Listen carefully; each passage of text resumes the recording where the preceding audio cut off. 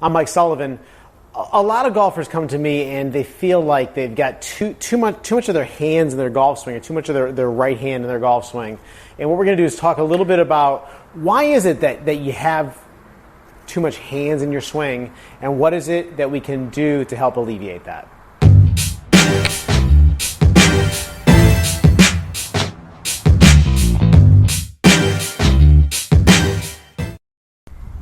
Taking the hands out of the swing. So what we're talking about doing is we're talking about getting less flippy, less handsy. Those are the types of terms that we kind of hear people talk about. So I'm going to show you something on the impact bag over here.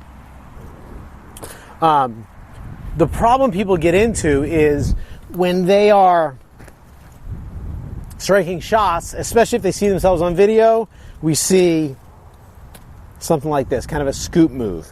And you'll notice as I'm doing this, I'm not turning my shoulders. What's happening is my shoulders stop turning and I kind of hit with my hands. Or people just flat out get active with their hands at the bottom. So what we want to do is we want to try to figure out something that we can do where we change that habit. And this is a great way to use this impact bag. And I know if you've been watching these videos, I'm beating you to death with the impact bag, but it really does help out a lot. So what I like to do is hold the club in my hands. Now I am holding it up here in the middle of the bag. I'm not resting it on the ground. You can see someone else did that and put a hole in my bag the other day. So we're going to rest the club up here, and I'm going to go ahead and turn my shoulders, and I'm going to close my eyes. They're closed, and I'm going to try to make my arms like limp spaghetti.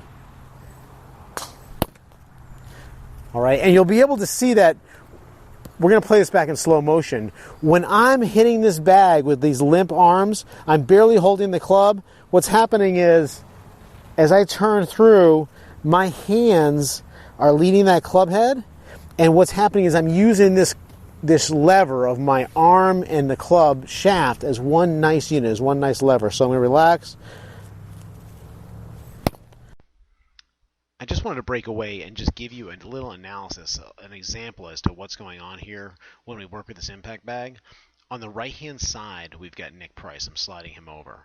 And I want you to see how he turns his shoulders. See, his hands are right in front of his shoulders, right in front of his chest the whole time. There is no hand action. There's no popping and controlling that club with the hands at all.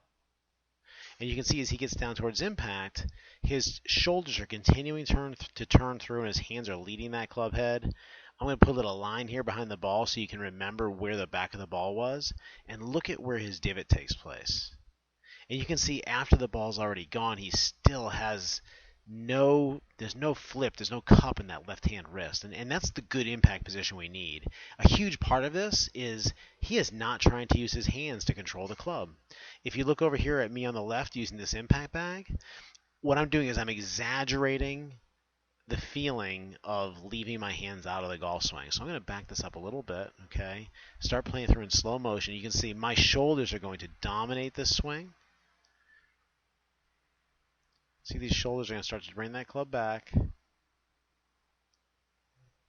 It's all going to come from the shoulders. And it's so exaggerated that you can see the lag I've got coming back, right, with my hands. We wouldn't actually swing a club this way. This is just an example to show what happens at impact if your golf swing is about turning your shoulders. Take a look at this. You've heard that term lag, maintaining that lag. Well, take a look at this lag that is created. This feels like my arms are literally a piece of wet noodle. That's what it feels like. I've got two wet noodles for arms. And you can see I've got an exaggerated impact where my hands are way ahead of that club head. Now, in actuality, we wouldn't hit balls probably to this degree, but you can see my hands are out here in front of my chest.